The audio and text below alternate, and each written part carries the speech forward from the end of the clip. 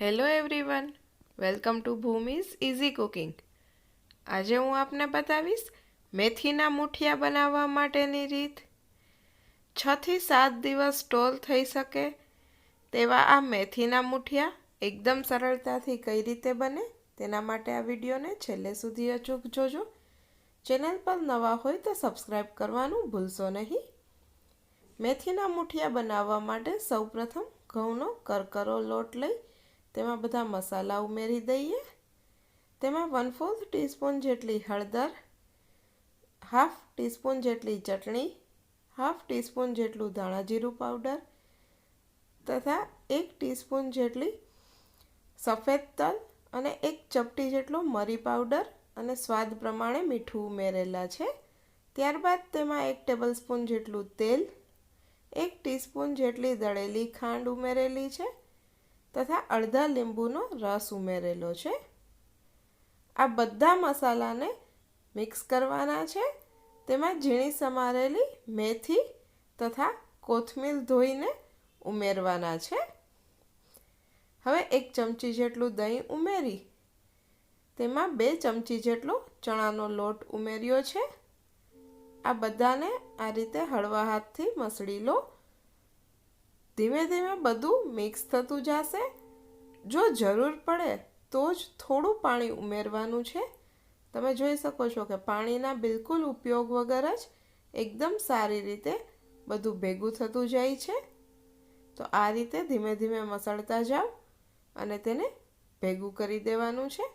જરૂર પડે તો તમે પાણીનો છંટકાવ કરી શકો છો, પણ અહીંયા વગર પાણીએ જ એકદમ સારી રીતે બધું ભેગું થઈ ગયું છે।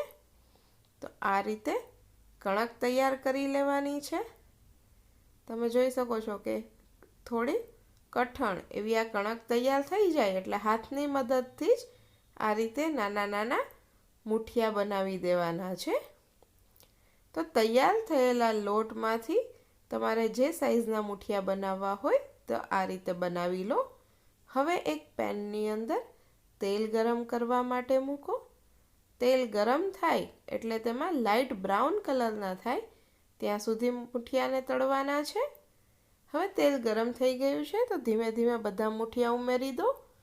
એક વાતનું ખાસ ધ્યાન રાખો કે તેલ ગરમ થઈ જાય પછી એને એકદમ જ ધીમું રાખવાનું છે। તેને ફૂલ ગેસ પર ગરમ નથી કરવાનું, ધીમી આંચ પર જ ગરમ કરી ગેસની આંચ ધીમી જ રાખવાની છે અને આ મૂઠિયાને થોડીવાર પછી ફેરવી લેવાના છે। તો આ રીતે તેલમાં 2 થી 3 મિનિટ સુધી રાખવાના છે। ધીમે ધીમે તેને ફેરવતા જવાના છે। તે લાઇટ બ્રાઉન કલરના થાય ત્યાં સુધી તેને આ રીતે તેલમાં કૂક થવા દો। થોડા કૂક થશે એટલે તમને થોડા ફાટેલા દેખાશે। તો તમે જોઈ શકો છો કે હવે થોડા થોડા બ્રાઉન કલરના થઈ ગયા છે અને થોડું તેમાં તમને કૂક થશે એટલે તેની અંદર ફાટેલું પણ દેખાશે। તો આ રીતે ફેરવતા રહો અને લાઇટ બ્રાઉન કલરના થાય ત્યાં સુધી તેને રાખવાના છે। હવે તમે જોઈ શકો છો કે મૂઠિયાનો કલર લાઇટ બ્રાઉન થઈ ગયો છે, તો તેને કાઢી લો। તો તૈયાર છે એકદમ ક્રિસ્પી અને ટેસ્ટી એવા આ મેથીના મૂઠિયા, જેને તમે ક્યાંય બહાર ફરવા જાઓ તો 1 વીક સુધી સ્ટોર પણ કરી શકો છો। કોઈ પણ સમયે નાસ્તામાં ખાવાની મજા પડે તેવા આ મેથીના મૂઠિયા તૈયાર છે। એક વખત તમે પણ આ રીતે બનાવજો। તેનો ટેસ્ટ તમને કેવું લાગે છે તે મને કમેન્ટ બોક્સમાં અચૂકથી જણાવજો। વિડીયોને લાઈક કરજો, તમારા ફ્રેન્ડ્સ, ફેમિલી મેમ્બર્સ અને રિલેટિવ્સ સાથે શેર કરજો અને ભૂમિઝ ઇઝી કુકિંગ ચેનલને સબસ્ક્રાઈબ કરજો। Thank you for watching my video. ફરી મળીશું નવા એક વિડીયો સાથે। એન્જોય।